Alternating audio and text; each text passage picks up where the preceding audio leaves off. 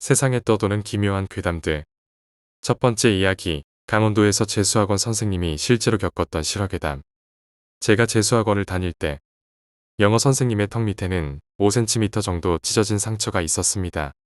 아이들은 매번 그 상처에 대해 궁금해하며 알려달라고 조르곤 했죠. 엄청 더운 여름이 되면 얘기해주마. 선생님은 이렇게 말씀하시곤 했습니다. 그러다 어느 무더운 여름날, 저희가 더위에 지쳐 수업에 집중하지 못하자 선생님은 그 상처에 대한 이야기를 들려주셨습니다. 선생님의 시점으로 얘기하겠습니다. 내가 국민학교 3학년이었을 때 방학이라 부모님과 함께 강원도에 있는 큰아버지 댁에 놀러가게 되었습니다. 그곳에는 친하게 지내던 형들과 누나들이 있어서 나도 내심 기대가 되었습니다. 하지만 큰아버지 댁이 윗마을에 있었고 산 하나를 넘어야 도착할 수 있었기에 조금은 부담스럽기도 했습니다. 당시에는 마땅한 교통수단이 없어서 1시간마다 오후 6시까지 윗마을로 가는 버스가 유일했습니다. 시간이 흘러 저녁때가 되었습니다. 해가 저물어 갈 무렵 큰아버지께서 오늘은 소고기를 먹어보자고 하셨습니다. 산 아래 마을에 있는 장터에 가서 진수성찬을 차리자며 부모님과 큰어머니, 큰아버지께서 내려가셨습니다. 하지만 산길은 밤이 되면 위험해서 저희 아이들은 남아있기로 했죠. 그 당시 우리는 빨간 망토를 두르고 슈퍼맨 놀이를 하는 것이 대유행이었습니다. 그래서 형들과 나는 슈퍼맨 놀이를 하기로 했습니다. 평범한 슈퍼맨 놀이에 질린 큰형의 제안으로 우리는 옥상에서 뛰어내리며 슈퍼맨 놀이를 하기로 했습니다. 옥상이라고 해도 높이가 3에서 4m 정도였고 형들은 용감하게 뛰어내렸습니다. 저는 겁이 많아 뛰지는 못하고 구경만 했죠. 그때였습니다. 갑자기 비명이 들렸습니다. 아래를 내려다보니 작은 형이 뛰어내리다 발을 잘못 디뎠는지 바닥에 쓰러져 있었습니다. 머리와 다리에서는 피가 흘렀습니다. 어린 나이에도 큰일이 났다는 걸 깨달았고 엄마를 찾으려고 했지만 부모님들은 모두 산 아래로 내려가셨죠. 형들은 당황해 어쩔 줄 몰랐고 저는 부모님을 모시러 가겠다고 했습니다. 큰형이 말렸지만 내리막길이라 금방 갈 수 있을 거라며 저는 혼자 산 아래 마을로 뛰어갔습니다. 어둑어둑한 저녁, 랜턴 하나에 의지해 빠르게 내리막길을 달렸습니다. 그런데 어느 순간 뒤에서 발소리가 들리기 시작했습니다. 제가 걷는 소리와는 미묘하게 다른 발소리였습니다. 타다닥 타다닥. 등 뒤가 서늘해졌지만 이미 내려온 길을 돌아갈 수도 없었고 형들이 놀릴 것을 생각하니 그냥 참기로 했습니다. 미친 듯이 달리기 시작했습니다. 얼마 지나지 않아 돌부리에 걸려 넘어졌고 턱 밑 찢어져 피가 흘렀습니다. 그때 느껴진 건 돌부리에 걸린 것이 아니라 누군가 제 발목을 잡아당긴 듯한 느낌이었습니다. 공황 상태였던 저는 형을 살리기 위해 달리는 것인지 아니면 제가 살려고 달리는 것인지도 분간하지 못했습니다. 그렇게 한참을 달리다 불빛이 새어나오는 커다란 기와집을 발견했습니다. 이제야 살았구나 싶어 나무로 된 큰 문 앞에서 소리쳤습니다. 저기요, 누구 계세요? 대답이 없었지만 문을 살며시 밀자 문이 열렸고 그 안에는 할머니 한 분이 보였습니다. 급한 마음에 다짜고짜 할머니, 우리 형이 다쳤는데 붕대하고 약 좀 빌릴 수 있을까요? 할머니는 아무 말씀 없이 한 구석을 가리키셨습니다. 그곳에는 장롱처럼 생긴 함이 있었고 그 안에는 붕대와 약이 있었습니다. 저는 거듭 감사 인사를 드리고 그 집을 나왔습니다. 붕대가 있으니 부모님을 찾을 필요가 없다고 생각한 저는 다시 산을 오르기 시작했습니다. 어두웠지만 랜턴에 의지해 한참을 걸어 큰아버지 댁에 도착할 수 있었습니다. 엄마의 얼굴을 보자마자 긴장이 풀렸는지 저는 그대로 기절하고 말았습니다. 다음 날 아침 저는 부모님께 어제 있었던 일을 모두 말씀드렸고 부모님은 그 집을 다시 찾아가 보자고 하셨습니다. 저는 기억을 더듬어 어제의 길을 따라갔고 그곳에는 기와집이 아닌 만들어진 지 얼마 되지 않은 묘지가 파헤쳐진 채 있었습니다. 두 번째 이야기, 호기심 천국 괴담. 김연기 괴담. 이 이야기는 워낙 유명해서 짧게 전하겠습니다. 김연기 씨가 제작진과 함께 10명 자살 우물이라는 곳에 촬영을 갔는데 촬영 후 감독이 갑자기 김연기 씨에게 저 우물에 들어가 보라고 했습니다. 김현기 씨는 나도 사람이라 무서워서 싫다고 말하고는 숙소로 돌아갔습니다. 그런데 숙소에서 생각해보니 연기자에게 너무한 요구였다고 느꼈다고 합니다. 그래서 감독에게 따졌더니 감독은 자신은 그런 말을 한 적이 없다고 했습니다.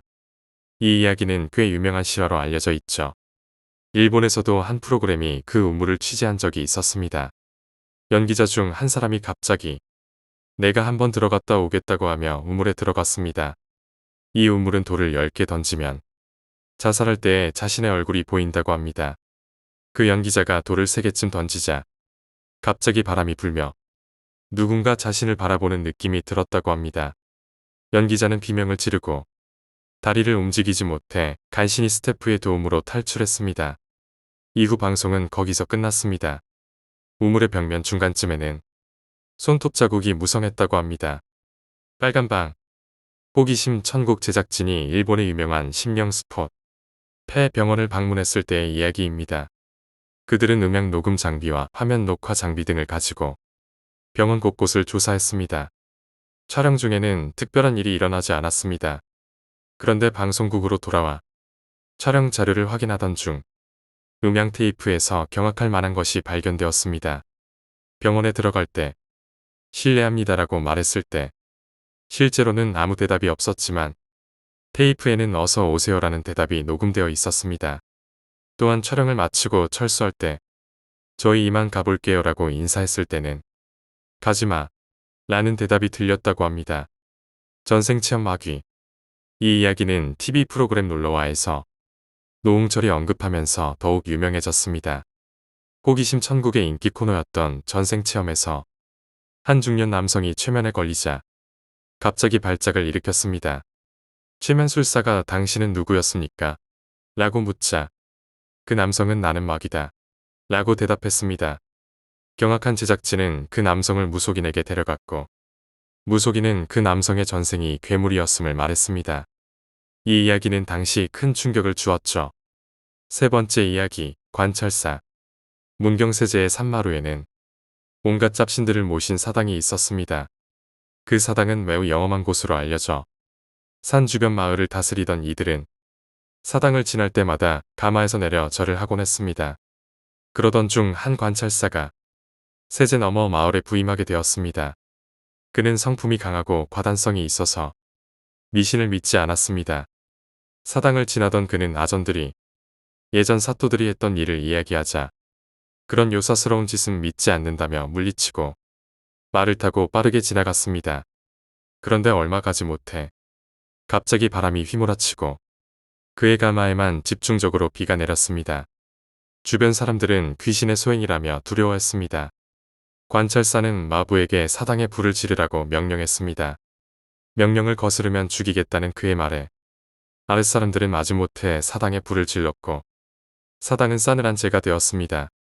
그날 밤 관찰사는 문희관에서 하룻밤을 묵게 되었고 꿈에 한 노인이 나타나 말했습니다. 나는 세제의 신이요. 당신이 내 집을 태웠으니 당신의 마자들을 죽이겠다. 관찰사는 요망한 귀신을 꾸짖으며 왕명을 받들어 요사한 것을 제거한 것이니 두려워하지 않겠다고 말했습니다. 다음 날 관찰사의 큰아들이 갑자기 위독해졌고 결국 죽고 말았습니다. 관찰사는 큰 슬픔에 잠겼지만 굴하지 않았습니다.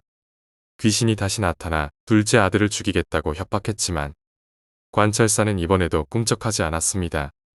그리고 둘째 아들 역시 죽었습니다.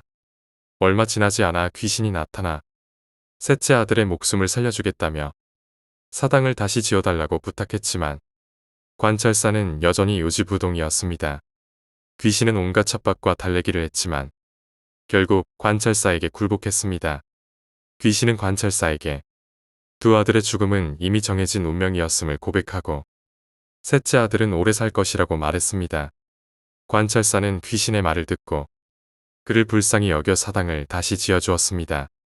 그 이후로 문경세제를 넘어 다니는 사람들은 귀신에 대한 걱정을 하지 않아도 되었습니다. 관찰사의 셋째 아들은 과연 오래 살면서 높은 지위까지 올랐다고 합니다. 네 번째 이야기, 도어체인. 내가 오사카 시내의 어느 맨션에서 살고 있었을 때의 일입니다. 그 맨션은 11층짜리 대형 건물로 독신자 전용이었습니다. 방 2개짜리라는 광고에 혹해서 들어왔지만 실제로는 현관에서 베란다 사이에 작은 칸 하나를 더 넣은 구조였습니다. 그래도 역 근처여서 나는 그곳에서 살기로 했습니다.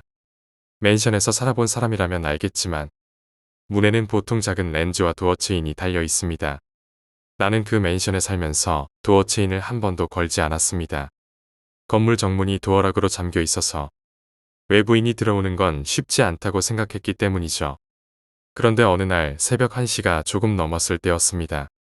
잠을 청하려고 이불 속에 들어가 있는데 갑자기 문에서 철커덕 하는 소리가 들려왔습니다. 열쇠를 꽂아 돌리는 소리였습니다.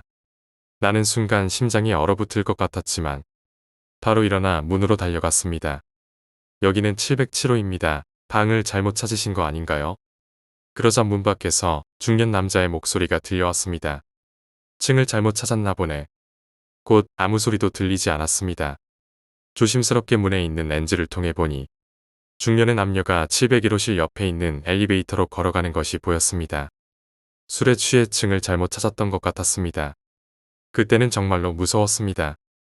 그런데 몇 개월 뒤 다시 새벽이었습니다. 그때도 이불 속에서 잠에 빠져들고 있었는데 또다시 철커덕하는 열쇠를 돌리는 소리가 들려왔습니다. 이번에는 문이 조금 열렸습니다. 문틈 사이로 복도에 불빛이 들어오고 있었습니다. 나는 곧바로 달려가 힘껏 문을 닫고 도어 체인을 걸었습니다. 용기를 내 렌즈를 들여다보았지만 복도에는 아무도 없었습니다. 엘리베이터의 문만 보일 뿐이었습니다. 문이 열리고 내가 달려가 문을 닫은 것은 정말 눈 깜짝할 사이였는데 그 순간 사람의 모습은 전혀 보이지 않았습니다. 만약 그때 문을 바로 닫지 못했다면 나는 어떻게 되었을까요? 5번째 이야기, 소개팅. 그 당시 나는 사귀던 여자와 헤어지고 홀로 지내는 것이 너무 외로워 친구에게 여자 소개를 부탁하려고 전화했습니다. 내가 정말 사랑하는 친구. 요즘 뭐하냐? 친구는 웃으면서 대답했습니다. 첫 멘트가 여자 소개해달라는 거 아니면 돈 빌릴 때 쓰는 멘트 같은데. 이 친구 눈치가 장난 아닌데. 속으로 깜짝 놀라며 너무 그렇게만 본다며 섭섭하다는 뉘앙스로 대답했습니다. 내가 너한테 전화하면 그런 부탁이나 하려고 전화하는 줄 아나? 그럼 전화 왜 했는데? 친구가 친구에게 전화하는데 무슨 이유가 필요하냐? 너무한 거 아니야? 자식 삐지기는 진짜로 왜 전화했는데? 여기서 여자 얘기를 꺼내면 내가 비참해지나? 계산하며 대충 얼버무렸습니다. 그냥 소주나 한잔하자고 할 이야기도 있고 외롭기도 하고. 그런데 이 말을 하고 나서 후회했습니다. 너무 티가 나서 내가 말하고도 손발이 오글거렸기 때문이죠. 그러자 친구는 웃으며 말했습니다. 왜, 진짜 여자 소개해줄까? 진짜? 너무 챙겨줘도 난 괜찮은데. 친구는 웃으며 대답했습니다. 자식 검살은 대신 술은 내가 쏴. 너 돈 가지고 나오면 나한테 죽는다. 몸만 나와. 이렇게 농담을 주고받으며 전화를 끊었습니다. 결국 친구의 애인이 별로 친하지 않은 친구를 소개해주기로 했습니다. 소개팅 당일 아침부터 떨렸습니다. 목욕도 깨끗이 하고 그동안 사고 싶었지만 봐줄 사람이 없어서 못 샀던 옷을 큰맘 먹고 질렀습니다. 화장품도 바르고 새 옷을 입고 거울 앞에 서서 이리저리 옷을 비춰보니 마음에 들었습니다. 기분이 좋아져 텔레비전을 보던 여동생에게 물었습니다. 오빠 오늘 어때? 동생은 잠깐 바라보더니 대답했습니다. 응, 바지를 보니깐. 난 웃으며 동생 말을 받아치며 물었습니다. 바지를 보니 어때? 바지가 끼이는 거 보니 살쪘네. 예상치 못한 대답에 심술이 나서 동생 머리카락을 한번 쭉 당기고는 도망치듯 집을 나섰습니다. 약속 시간이 다가올수록 떨림은 커졌고 너무 일찍 도착한 나는 주차장에 차를 세우고 잠시 눈을 붙였습니다. 새로 산 로션과 스킨이 내 피부에 맞지 않았는지 얼굴이 간지러워지기 시작했습니다. 그렇게 30분이 지나고 알람이 울려 약속 장소인 호프집으로 갔습니다. 미안하게도 친구와 여자 2명이 먼저 나와 있었습니다. 한 명은 친구의 애인이었고 다른 한 명이 소개팅녀였습니다. 간단히 통성명을 하고 인사를 나누며 4명이 모여 생맥주를 시켜 마시고 이야기를 나누었습니다. 소개팅녀는 그다지 특별하게 아름답지도 못나지도 않은 평범한 얼굴이었지만 나는 웬만하면 감사히 만나려고 했습니다. 그녀는 성격도 좋고 잘 웃는 사람이었습니다. 다만 한 번씩 눈동자가 흐릿해 보일 때가 있었는데 내가 술을 마셔서 그런가 보다 했습니다. 술이 조금 취한 친구의 애인이 물었습니다. 제 친구 어때요? 마음에 들어요? 나는 대답했습니다. 네, 마음에 들어요. 그녀는 부끄러운 듯 미소를 지었습니다. 그런데 친구의 애인이 웃으면서 말했습니다. 제 친구가 신기가 좀 있어요. 내가 아는 그 신기가 맞나? 혹시나 해서 다시 물었습니다. 그게 정확히 무슨 말이죠? 그녀는 웃으며 대답했습니다. 그러니까 귀신을 본다는 거죠. 나는 속으로 덜덜 떨리며 생각했습니다. 오늘 만난 이 여자도 신기가 있는 것 같았습니다. 분위기가 잠시 조용해졌고 우리는 가요방으로 자리를 옮겼습니다. 노래를 부르며 분위기를 풀려고 했지만 여전히 귀신 이야기가 머릿속에 맴돌았습니다. 그녀는 내가 물은 질문에 웃으며 대답했습니다. 이 술집엔 귀신이 없네요. 그 말을 듣고 나서야 조금 안심이 되었습니다. 나중에 집까지 데려다 주겠다는 제안을 하자 그녀는 고맙다며 차에 탔습니다. 차 안에서 별다른 말이 오가지 않았고 분위기는 어색했지만 나는 그저 빨리 그녀를 집에 데려다 주고 오늘을 마무리하고 싶었습니다. 그런데 운전 중에 그녀가 갑자기 말을 꺼냈습니다. 밖에 귀신 보이나요? 농담으로 받아들이며 웃었지만 그녀의 다음 말이 날 소름 끼치게 만들었습니다. 술집에서 나와서 2명밖에 못 봤어요. 그녀는 덤덤하게 설명했습니다. 귀신들은 검은 차를 좋아해요. 오빠 차에도 2명이 타고 있네요. 둘 다 긴 생머리래요. 나는 그 말을 듣고는 소리 없이 공포에 휩싸였습니다. 차에서 내리고 싶었지만 그럴 수가 없었습니다. 결국 그녀를 집에 내려주고 나는 한참 동안 차에 타지 못한 채 서 있었습니다. 그렇게 1시간쯤 지나고 나서야 택시를 타고 집으로 돌아왔습니다. 6번째 이야기, 날 구해주신 어머니. 이 이야기는 지인 A씨가 어렸을 적에 겪은 일입니다. 무더운 여름날 A씨는 친척들과 함께 사람들이 거의 오지 않는 맑고 깨끗한 계곡에 놀러 갔습니다. 모두가 한참 동안 물놀이를 하다가 지쳤는지 물 밖으로 나와 쉬고 있었습니다. A씨만이 튜브를 타고 혼자 놀고 있었는데 그러다 실수로 깊은 곳으로 빠져버렸습니다. 어른 키의 서너 배 정도 깊은 곳이라 수영을 못했던 A씨는 물속으로 가라앉기 시작했습니다. 그때였습니다. 물속 바닥에서 새하얀 손들이 A씨의 발목을 잡아채려는 듯 휘젓고 있었습니다. 죽기 싫어. 살려줘. 그 순간 어디선가 넌 죽지 말라는 여자아이의 목소리가 들려왔습니다. 그와 동시에 한 아주머니가 물속에 나타나 A씨를 위로 밀어주기 시작했습니다. 그렇게 아주머니의 도움으로 A씨는 겨우 물 밖으로 나올 수 있었습니다. 그리고 A씨는 저 멀리 떠내려갔을 거라 생각했던 튜브가 마치 누군가 가져다 놓은 것처럼 제자리에 있는 것을 보고 그것을 붙잡아 겨우 목숨을 건졌습니다. 그때 어른들이 A씨가 있는 곳으로 와서 A씨를 구출했습니다. 구조된 후 근처에 있는 마을 병원에 가서 치료를 받는 동안 그곳의 할머니로부터 계곡에 관한 이야기를 들었습니다. 약 60년 전 그곳에서 자신과 친구들이 자주 놀았었는데 어느 날 한 친구가 깊은 곳에 빠져 익사하는 사고가 있었습니다. 그 친구를 구하려다 그 친구의 어머니마저 함께 물에 빠져 목숨을 잃고 말았다는 이야기였습니다.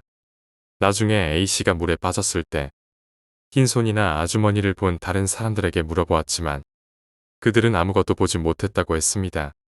모두 A씨가 물속에서 허우적대다가 갑자기 물 위로 떠오르는 것만 보았다고 했습니다. 7번째 이야기, 90년대 이치카와 사건. 1992년 3월 5일 일본 치바현 이치카와시에서 한 가족이 잔인하게 살해된 사건이 발생했습니다. 사건의 시작은 19세 불량 미성년자의 비행이었습니다. 그는 어릴 때부터 범죄를 일삼아 강간과 강도, 폭력을 저질러 왔습니다. 2월 8일 그는 필리핀인 호스티스를 납치해 이틀 동안 감금하고 성폭행을 저질렀습니다. 피해자는 가게로 돌아와 가게 주인에게 이 사실을 알렸고 가게 주인은 화가 나서 야쿠자에게 이 범인을 손봐달라고 부탁했습니다. 이로 인해 범인은 야쿠자에게 쫓기게 되었습니다. 야쿠자에게 쫓기게 된 범인은 불안감에 시달리다 2월 11일 길을 걷던 여성을 덮쳐 차로 자신의 집까지 끌고 가 강간을 저질렀습니다. 이 사건 이후 범인은 더욱 흉포해졌습니다. 2월 12일 쇼핑을 마치고 자전거로 집으로 가던 한 여고생이 범인의 눈에 띄었습니다. 범인은 여고생의 자전거와 차를 충돌시킨 후 그녀를 병원에 데려가 치료를 받게 한 뒤 집에 데려다 주겠다며 차에 태웠습니다. 여고생은 의심 없이 차를 탔지만 범인은 그녀를 자신의 집으로 데려가 강간했습니다.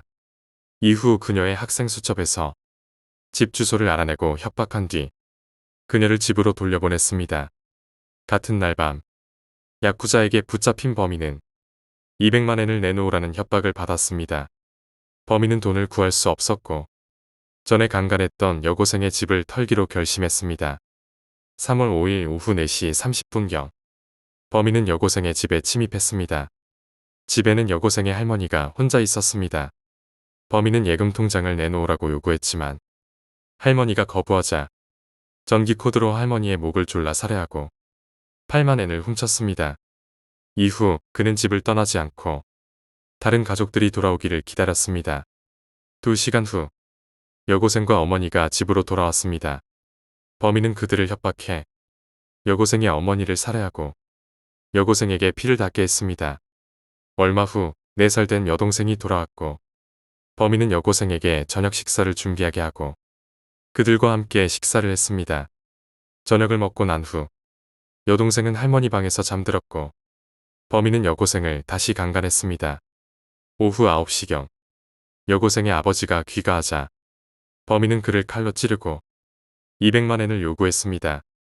아버지는 딸을 살리기 위해 예금 통장이 있는 곳을 알려주었지만 범인은 더 많은 돈을 요구했습니다.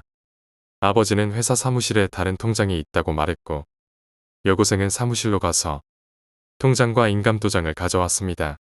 하지만 돌아와 보니 아버지는 이미 살해된 상태였습니다. 범인은 계속해서 그 집에 머물렀고 다음 날 새벽 아버지 회사의 직원이 전화를 걸었고 여고생이 전화를 받자 범인은 큰 소리로 위협했습니다. 그 소리에 놀라 여동생이 울기 시작했고 범인은 여동생을 살해했습니다. 오전 9시경 회사 직원의 신고로 경찰이 출동해 범인을 현행범으로 체포했습니다. 범인은 경찰이 들이닥치자 여고생에게 흉기를 쥐게 하고 피해자인 척 연기하려 했습니다. 이후 재판에서 범인은 자신의 행위에 대해 전혀 죄책감을 느끼지 않는 태도를 보였고 결국 사형이 선고되었습니다. 이 사건의 피해자였던 여고생은 이후로도 행방이 알려지지 않았습니다. 가족을 모두 잃고 강간을 당한 그녀가 그 후 어떻게 살아왔을지는 상상하기조차 힘든 일입니다. 8번째 이야기, 백사장의 아이. 어느 여름, 지인 B씨는 친구들과 함께 해수욕장에 놀러갔습니다. 한적한 백사장 위에 자리를 잡고 친구들과 함께 놀다 보니 시간이 훌쩍 지나갔습니다.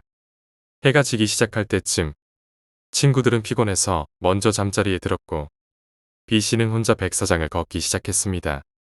조금 더운 날씨였지만 시원한 바닷바람이 불어와서 기분이 좋았습니다.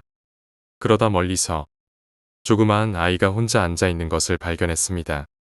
B씨는 아이가 부모를 잃은 것 같아 다가가 말을 걸었습니다. 혼자서 뭐하고 있니? 부모님은 어디 계셔? 그런데 아이는 아무 대답도 하지 않고 그저 멍하니 바다를 바라보고 있었습니다. 조금 이상한 기분이 들었지만 B씨는 아이가 겁을 먹었나 싶어 다시 말을 걸었습니다. 내가 부모님을 찾아줄까? 같이 가자. 그 순간 아이가 고개를 천천히 돌리더니 B씨를 바라보며 미소를 지었습니다. 그러나 그 미소는 B씨를 오싹하게 만들었습니다.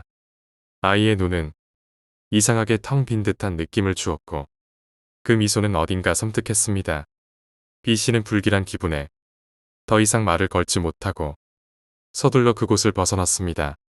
그 후로는 백사장에서 더 이상 아이를 본 적이 없었고 B씨는 그날의 기억이 자꾸만 머릿속을 떠나지 않았다고 합니다. 몇 년이 지난 후 B씨는 그 해수욕장에서 여러 명의 아이들이 실종된 사건이 있었다는 소식을 들었습니다. 실종된 아이들 중 한 명이 바로 B씨가 본 아이와 닮았다는 이야기를 듣고 등골이 오싹해졌습니다. 9번째 이야기, 밤의 길. 어느 날 밤 지인 C씨는 늦은 시간에 혼자 길을 걷고 있었습니다. 그날은 유난히 달이 밝았고 길 위에는 아무도 없었습니다. 걸어가던 C씨는 저 멀리서 무언가 이상한 소리가 들려 귀를 기울였습니다. 마치 발소리 같은 소리가 일정한 간격으로 들려왔습니다. C씨는 잠시 걸음을 멈추고 주위를 둘러보았지만 아무도 보이지 않았습니다. 다시 발걸음을 재촉했는데 또다시 그 발소리가 미묘하게 C씨의 걸음에 맞춰 뒤따라오는 것 같았습니다. 소름이 돋은 C씨는 속도를 높여 걷기 시작했습니다. 그런데 발소리는 여전히 일정한 간격으로 그녀의 뒤를 쫓고 있었습니다. C씨는 불안해졌고 결국 달리기 시작했습니다. 하지만 발소리는 그녀가 달릴수록 더욱 가까이 다가오는 듯했습니다. 공포에 질린 C씨는 멈춰서 뒤를 돌아보았지만 아무것도 보이지 않았습니다. 떨리는 마음으로 다시 걸음을 옮기려던 순간 그 발소리는 다시 시작되었습니다. C씨는 결국 집에 도착할 때까지 멈추지 않고 달려갔습니다. 집에 도착해 문을 닫고 나서야 그 발소리가 사라졌습니다. 그날 이후 C씨는 밤길을 혼자 걷는 것을 피하게 되었습니다. 그 발소리가 대체 무엇이었는지는 지금도 알 수 없다고 합니다. 10번째 이야기, 바닷가의 숙소. 지인 D씨는 여름 휴가를 맞아 친구들과 함께 바닷가 근처의 작은 숙소를 빌렸습니다. 그곳은 오래된 민박집이었지만 바다와 가까워 경치가 좋았습니다. 친구들과 함께 해변에서 놀다 저녁이 되어 숙소로 돌아왔습니다. 저녁을 먹고 난 후 피곤했던 친구들은 모두 잠자리에 들었고 D씨 혼자서 방에 남아 책을 읽고 있었습니다. 그때였습니다. 누군가 문을 두드리는 소리가 들렸습니다. D씨는 친구 중 한 명이 장난치는 것이라 생각하고 별로 신경 쓰지 않았습니다. 그런데 문 두드림은 멈추지 않았습니다. D씨는 결국 자리에서 일어나 문을 열었습니다. 하지만 복도에는 아무도 없었습니다. 순간 기분이 이상해졌지만 D씨는 문을 닫고 다시 자리에 앉았습니다. 그런데 잠시 후 다시 문 두드리는 소리가 들려왔습니다. 이번에는 조금 더 큰 소리였습니다. D씨는 다시 문을 열어보았지만 이번에도 아무도 보이지 않았습니다. 그제서야 D씨는 뭔가 이상하다는 생각이 들었습니다. 복도를 한참 동안 둘러보았지만 아무런 흔적도 찾을 수 없었습니다. 결국 D씨는 방으로 돌아와 문을 잠갔습니다. 그리고 다시 책을 읽으려고 했지만 집중할 수가 없었습니다. 마음이 불안해졌고 계속해서 문 쪽을 신경 쓰게 되었습니다. 그런데 이번에는 창문 쪽에서 이상한 소리가 들리기 시작했습니다. D씨는 조심스럽게 창문 쪽으로 다가갔습니다. 바깥을 내다보았지만 어두운 바다와 달빛 아래의 파도 소리만 들릴 뿐 아무것도 보이지 않았습니다. 그때였습니다. 창문 바로 아래에서 뭔가가 휙 지나가는 그림자가 보였습니다. D씨는 깜짝 놀라 창문을 닫고 커튼을 쳤습니다. 그리고 그날 밤 더 이상 잠을 이루지 못한 채 뜬 눈으로 밤을 지새웠습니다. 다음 날 아침 D씨는 친구들에게 어젯밤 겪은 일을 이야기했지만 친구들은 대수롭지 않게 넘겼습니다. 하지만 D씨는 그날 이후로 그 숙소에 다시 가고 싶지 않았습니다. 그곳에서 느꼈던 불안감과 보았던 그 그림자는 지금도 잊히지 않는다고 합니다. 11번째 이야기, 산장의 초대. 어느 가을, 지인 E씨는 동호회 친구들과 함께 산속의 작은 산장에 놀러 갔습니다. 그 산장은 외진 곳에 있어 외부와의 연락이 쉽지 않았지만 친구들은 모닥불을 피우고 밤늦게까지 이야기를 나누며 즐거운 시간을 보냈습니다. 밤이 깊어가자 친구들은 하나둘씩 잠자리에 들었고 E씨만이 홀로 깨어 있었습니다. 그때 창밖에서 이상한 기척이 느껴졌습니다. 마치 누군가 산장 주변을 서성이는 듯한 느낌이었습니다. E씨는 조용히 창문으로 다가가 바깥을 내다보았습니다. 하지만 어둠 속에서는 아무것도 보이지 않았습니다. 갑자기 문이 노크 소리와 함께 살짝 열리는 소리가 들렸습니다. E씨는 깜짝 놀라 문을 확인했지만 문은 잠겨 있었고 주변에는 아무도 없었습니다. 이 씨는 순간 등골이 서늘해지며 뭔가 불길한 기운을 느꼈습니다. 바로 그때 방 안에 전화가 울리기 시작했습니다. 이 산장은 외부와의 연락이 어려운 곳이었기에 전화가 울리는 것 자체가 이상한 일이었습니다. 이 씨는 불안한 마음으로 전화를 받았습니다. 하지만 수화기 너머에서는 아무 소리도 들리지 않았습니다. 그저 조용한 정적만이 흘렀습니다. 이 씨는 전화를 끊고 다시 침대에 누웠지만 이상한 느낌의 잠을 잘 수가 없었습니다. 밤새도록 잠을 설친 이 씨는 다음 날 아침 친구들과 함께 산장을 떠나며 더 이상 그곳에 가고 싶지 않다는 생각이 들었습니다. 그 산장에서 느꼈던 기이한 기운은 오랫동안 이 씨의 기억 속에 남아 한 번도 잊히지 않았다고 합니다. 12번째 이야기, 할머니의 집. 지인 F씨는 어렸을 적 여름방학이면 시골에 있는 할머니 댁에 가곤 했습니다. 할머니의 집은 산골짜기 깊숙한 곳에 있었고 마을과도 멀리 떨어져 있었습니다. 그곳은 전기도 잘 들어오지 않아 밤이 되면 등잔불을 켜고 지냈습니다. 어느 날 밤, F씨는 밤하늘의 별을 구경하려고 집 밖으로 나왔습니다. 할머니는 마당에서 고추를 널고 계셨고 F씨는 혼자서 집 주변을 돌아다니며 별을 보았습니다. 그때 문득 집 뒤편에서 이상한 소리가 들려왔습니다. 마치 누군가가 나무 사이를 헤치며 걸어오는 듯한 소리였습니다.